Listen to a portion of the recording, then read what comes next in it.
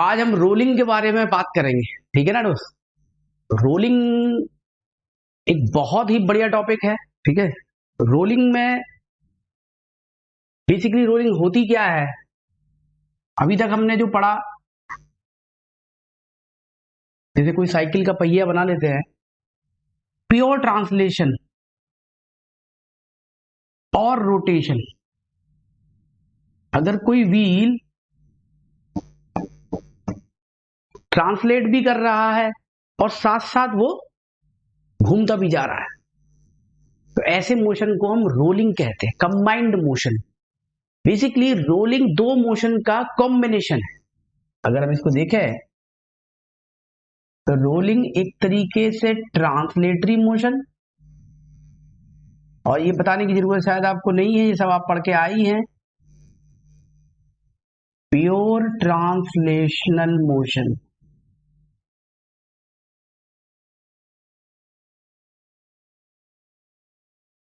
Pure translatory motion, pure translatory motion क्या होता है, जिसमें हर एक पार्टिकल ऑब्जेक्ट का उसी स्पीड पे चल रहा होता है,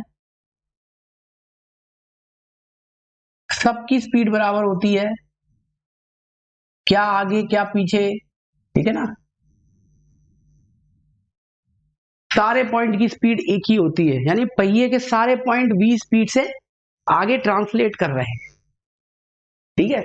और साथ ही साथ ये क्या कर रहा है, रोटेट भी करता जा रहा है, अपने ही सेंटर ऑफ मास के अराउंड ये रोटेट कर रहा है, घूम रहा है, प्योर रोटेशन।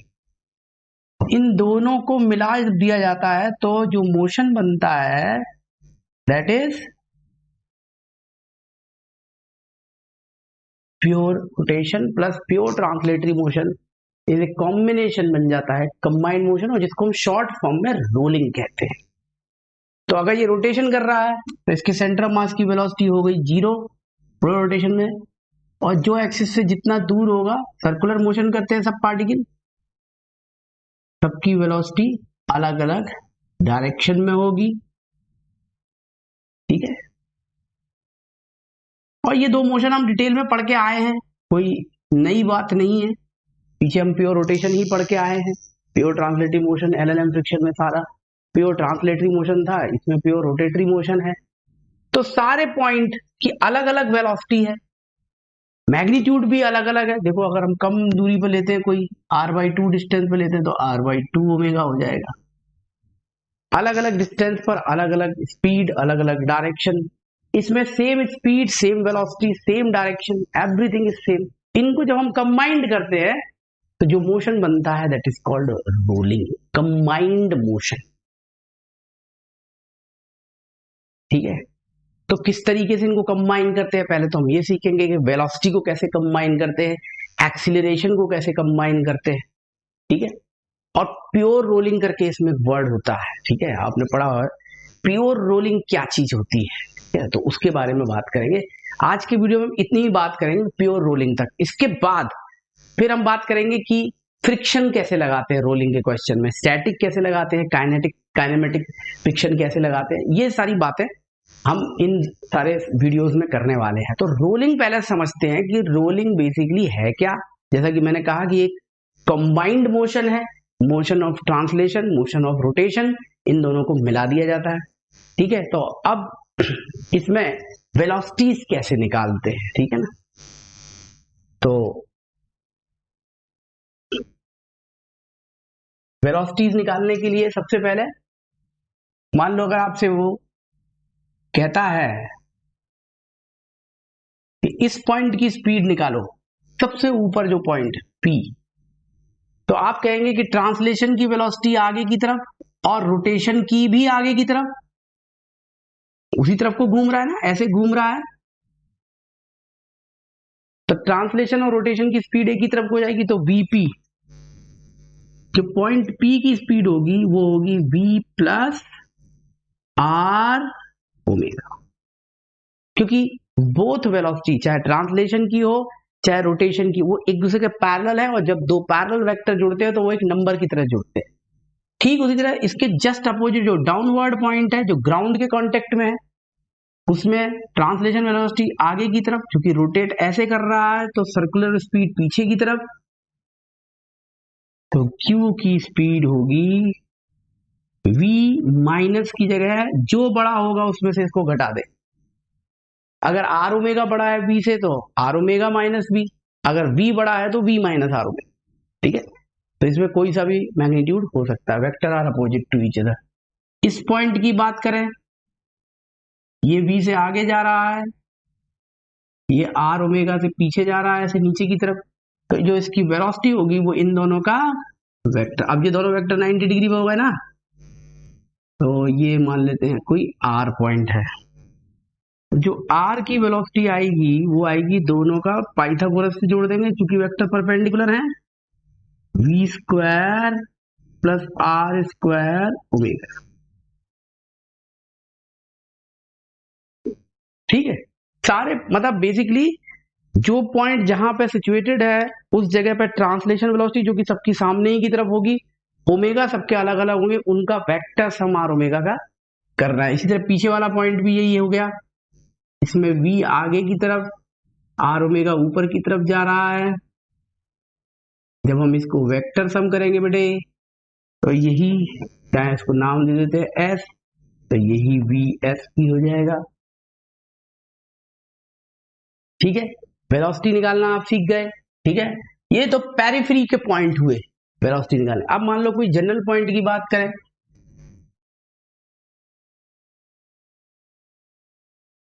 जनरल पॉइंट मान लेते हैं कहीं बीच में, यहां इस जगह पर हॉरिजॉन्टल से 60 डिग्री r/2 पर।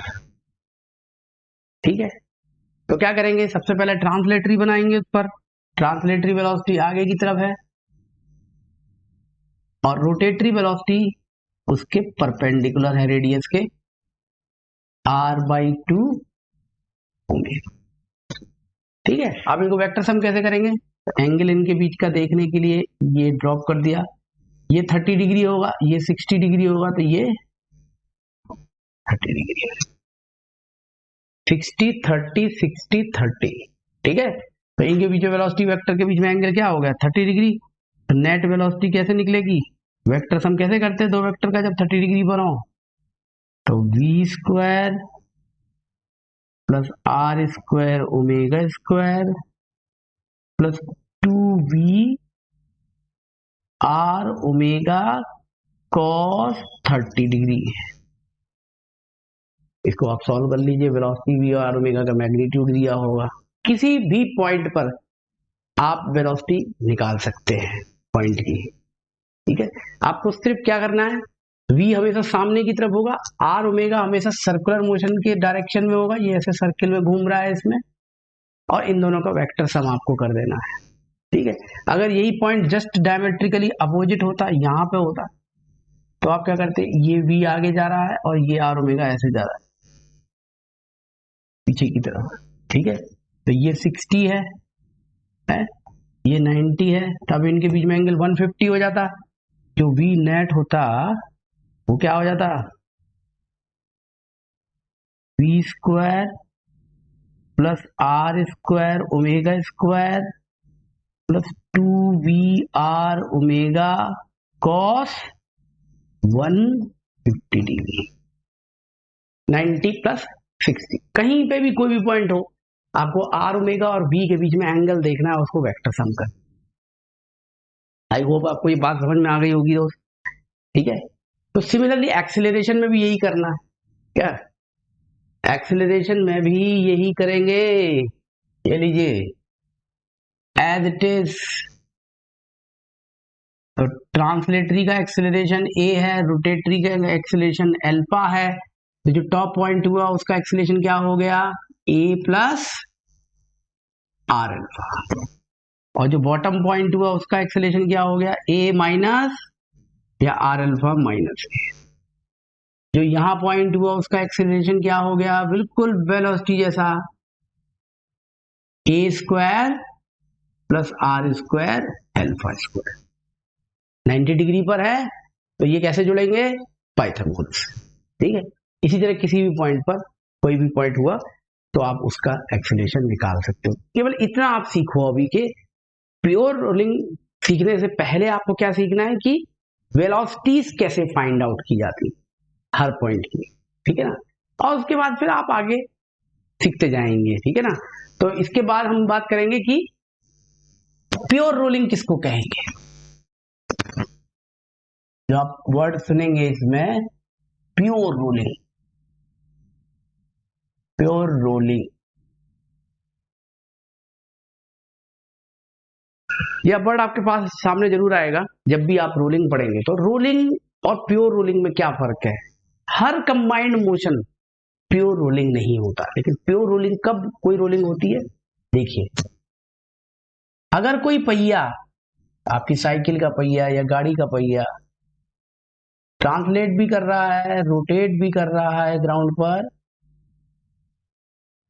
और एक पूरा चक्कर घूमता है, क्या, वन फुल रोटेशन, यानी कि अगर मैं यहां पे एक पी पॉइंट मार्क कर दूं तो ये घूम के जब वापस उस जगह पे आ जाता है तो इसको वन फुल रोटेशन मानेंगे। उतनी देर में पहिया कितना आगे चला, मान लिया ये इतना आगे गया, ये पी पॉइंट पूरा ऐसे घूम के और फिर वापस ऊपर आ गया, ठीक है। और इसमें मान लो उसको टी टाइम लगा, इतने में उसने एक्स डिस्टेंस ट्रेवल करी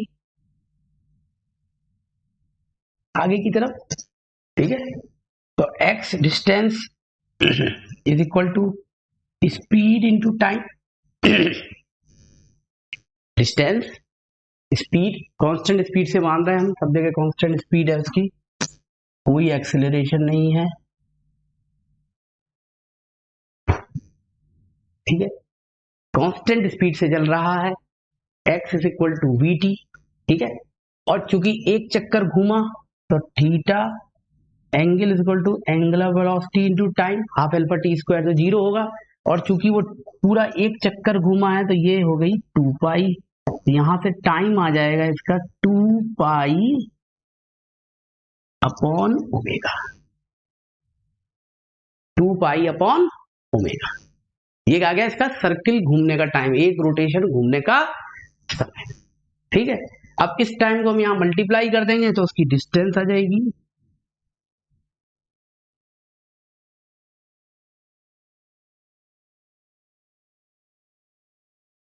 टू पाई, ठीक है। तो प्योर रोलिंग क्या होती है, प्योर रोलिंग होती है कि अगर कोई पहिया एक चक्कर घूमने पर उतनी ही डिस्टेंस चले, कितनी, जितनी की उसकी सरकमफ्रेंस है, अपनी सरकमफ्रेंस के बराबर डिस्टेंस अगर वो ग्राउंड पे चलता है, ना ज्यादा आगे ना ज्यादा पीछे, ना वो 2 पाई आर से आगे जाए ना 2 पाई आर से कम चले, जितनी उसकी सरकमफ्रेंस, जैसे ऑटो रिक्शा का छोटा पहिया होता है तो छोटी डिस्टेंस, साइकिल का बड़ा पहिया होता है बड़ी डिस्टेंस, ट्रेन का और बड़ा होता है और ज्यादा डिस्टेंस, जितनी उसकी सरकमफ्रेंस है उतना जितना वो आगे चले, this is the definition of pure rolling, ठीक है। तो अगर हम इसमें x की जगह यहाँ पे 2 पाई आर डाल दें तो इसको हम प्योर रोलिंग मानेंगे, ठीक है। आपने देखा होगा, और अच्छी प्रैक्टिकल एग्जांपल समझाता हूं कि प्योर रोलिंग और रोलिंग में क्या फर्क होता है। जैसे मड में आपकी गाड़ी जब फंस जाती है, आपने देखा होगा, मूवीज में भी देखा होगा, जब गाड़ी आपकी कीचड़ में फंस जाती है तो बहुत ज्यादा रोटेट करती रहती है, करती रहती है, करती रहती है, that is 2 pi r, 2 pi r, 2 pi r, घूमे जा रही है, घूमे जा रही है, बट ट्रांसलेटरी मोशन निल है, जीरो। तो ऐसे कुछ ऐसी रोलिंग को, या है तो थोड़ा कम है, घूम ज्यादा रही है, चल कम रही है, यानी तब x is less than 2 pi r. फिर आपने ये केस महसूस किया होगा कि जब आप बहुत तेजी से जा रहे हैं और अचानक से आप ब्रेक लगा देते हैं तो पहिए की व्हील लॉक हो जाते हैं, यानी ओमेगा लगभग जीरो हो जाता है और ट्रांसलेटरी मोशन रहता है, तो इसको कहते हैं रोलिंग, जिसमें x इज ग्रेटर देन, जब जलता ज्यादा है घूमता कम है, ठीक है। तो दोनों ही केस अलग अलग हम बताएंगे आपको डिटेल में, एक है जिसमें मड में फंस जाती है तो घूमता ज्यादा है चलता कम है, दूसरे जिसमें ब्रेक बहुत तेजी से लगा देते तो घूमता कम है चलता ज्यादा है, और इसमें क्या हो रहा है, जितना रोटेट कर रहा है उतना ही आगे चल रहा है, यानी अगर वो एक चक्कर घुमाए तो एक चक्कर में उतना ही आगे चलेगा। ठीक है, 2πr जब आप यहां रखोगे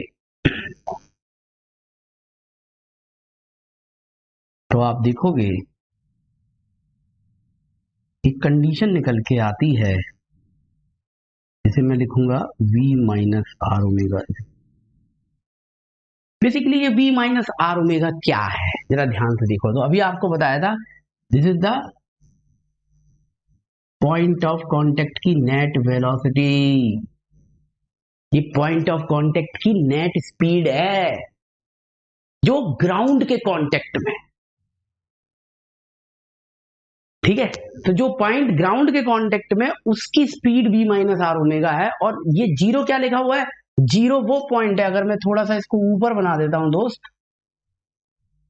तो v माइनस आर ओमेगा और जीरो है उस पॉइंट से टच में जो ग्राउंड का पॉइंट है, ये हो गया पहिए का पॉइंट और ग्राउंड का पॉइंट, यानी velocity of point of contact will be equal to velocity of the point of contact on the ground, क्योंकि ग्राउंड की तो कोई स्पीड ही नहीं। तो जब पहिए के लोएस्ट पॉइंट की वेलोसिटी इस तरीके से एडजस्ट होती है कि जितनी ट्रांसलेशन उतनी ही रोटेशन पीछे की तरफ, तो उसकी नेट स्पीड 0 हो जाती है। उस केस में ग्राउंड और पहिए के कांटेक्ट पॉइंट के बीच में कोई रिलेटिव मोशन नहीं होता, ना फॉरवर्ड स्लिपिंग ना बैकवर्ड स्लिपिंग, ना फॉरवर्ड स्लिपिंग ना बैकवर्ड स्लिपिंग। उस केस में हम इसको क्या बोलते हैं, प्योर रोलिंग। प्योर रोलिंग यानी v is equal to r omega. कई लोग लिख देते v is equal to r omega, बल्कि लिखना चाहिए कि velocity of point of contact is equal to velocity of ground का जो पॉइंट ऑफ कांटेक्ट के साथ में। आगे जाके हम देखेंगे कि पॉइंट अगर आगे चलेगा तो उसके बराबर स्पीड रखनी पड़ेगी v माइनस आर ओमेगा को। जीरो क्यों रखा, क्योंकि ग्राउंड जीरो पे है। यानी प्योर रोलिंग की कंडीशन क्या है, पॉइंट ऑफ कांटेक्ट की स्पीड जिस सरफेस पे चल रहा है उसकी स्पीड के बराबर हो जाए, that is the condition of pure rolling. ठीक है, प्योर रोलिंग क्या होती है आप इस बात समझ गए। और ऐसे केस में तब जो चीज है वो आगे उतना ही चलता है। तो आगे हम देखते हैं और पॉइंट पे फॉरवर्ड। इसके अलावा जब मैंने आपको बताया था कि जब आपने बहुत तेज ब्रेक लगा दिया, गाड़ी चलती जा रही है, घूम कम रही है, x अगर ग्रेटर देन 2πr हो गया, ठीक है, तो आप देखेंगे कि जब x इज ग्रेटर देन 2π, अभी आपके सामने हमने निकाला कि x है 2πv upon omega, 2πv upon omega. तो जब आप बहुत तेज ब्रेक लगा देते हो तब आपकी वेलोसिटी, पॉइंट ऑफ कांटेक्ट की वेलोसिटी ज्यादा हो जाती है ग्राउंड से।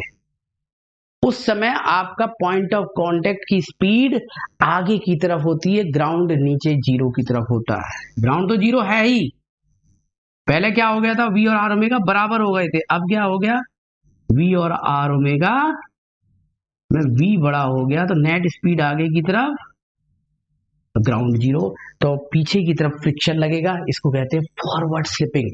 फॉरवर्ड स्लिपिंग का मतलब है कि पॉइंट ऑफ कांटेक्ट आगे की तरफ खिसक रहा है, पॉइंट ग्राउंड के रिलेटिव या आगे खिसक रहा है, स्लाइड कर रहा है। आपने ऐसे व्हील चलते हुए नहीं देखे होंगे जनरली, प्योर रोलिंग करते हुए व्हील ज्यादा देखे होंगे। v greater than r omega, forward slipping, not pure rolling. जब पहिया चलता ज्यादा है और घूमता कम है, रोटेट नहीं कर पा रहा है, ब्रेक लगा दिया है, ब्रेक बहुत जोर से लगा दिया है, तो ओमेगा कम हो गया है और स्पीड तो अभी भी वही है, तो फिर फ्रिक्शन लग के उसको कंट्रोल करता है। आपने देखा होगा एक्सीडेंट वाली जगहों पर अधिकतर आपने देखा होगा पहिए के घिसटने के निशान होते हैं, वो फॉरवर्ड स्लिपिंग वहां हुई होती होगी। कोई एक्सीडेंट हुआ है, किसी ने तेजी से ब्रेक लगाया, कोई आमने सामने आ गया है, उसको देख के ब्रेक लगाया है, और जब ब्रेक लगाया है तो पहिए की वेलोसिटी ज्यादा है, आर ओमेगा कम है।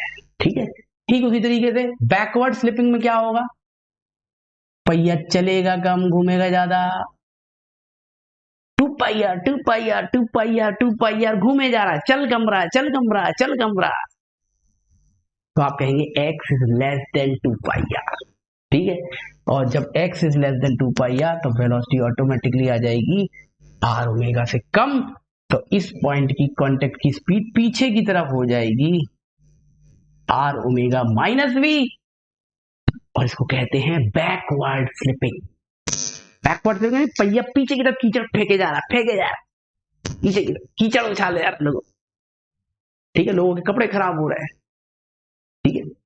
कहने का मतलब क्या है, backward slipping is not pure rolling, forward slipping is not pure rolling. Pure rolling is what, in which v और r ओमेगा परफेक्टली बैलेंस, जितना v आगे r ओमेगा उतना ही पीछे, इसको कहेंगे परफेक्ट रोलिंग या प्योर रोलिंग या केवल रोलिंग भी बोलेंगे। प्योर रोलिंग के केस में v और r ओमेगा ग्राउंड पे बराबर होता है, ठीक है। तो जैसे एक एग्जांपल मान लो हमने ले लिया, कैसे देखेंगे, मान लो ये 10 से आगे जा रहा है, ठीक है, और ये ओमेगा से घूम रहा है, ऐसे ओमेगा है 5, ठीक है, और इसकी रेडियस है 2।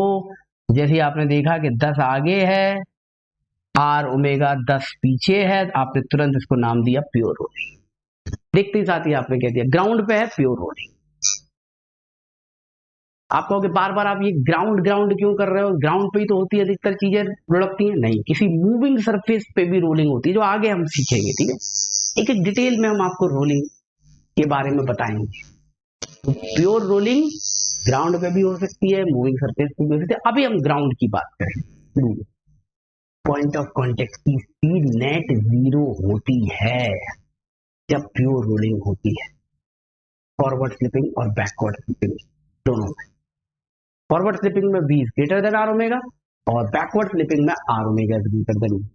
इतनी बात आप सीख लो बस केवल। अभी रोलिंग का ये वीडियो में आपने क्या सीखा कि रोलिंग कैसे करते हैं, वेलोसिटीज और एक्सीलरेशन पॉइंट ऑफ कांटेक्ट के डिफरेंट सिचुएशन में जो होते हैं, कभी ऊपर कभी नीचे, कभी दाएं कभी बाएं, कभी किसी जनरल एंगल पर, तो कैसे निकालते हैं ये सीखा। और pure rolling, forward slipping, backward slipping में क्या डिफरेंस है, प्योर रोलिंग कब होती है, कब फॉरवर्ड स्लिपिंग होती है, कब बैकवर्ड, इतना आपने सीख लिया। आपने प्योर रोलिंग के बारे में काफी कुछ सीख लिया दोस्त। अब नेक्स्ट केस में हम देखेंगे कि फ्रिक्शन प्योर रोलिंग कराने में हमारी कैसे मदद करता है। स्टैटिक फ्रिक्शन पहले कैसे मदद करता है, काइनेटिक फ्रिक्शन कैसे मदद करता है, ये सीख लिया। इंक्लाइंड पे प्योर रोलिंग सीखेंगे, यही सवाल आते हैं जेई में।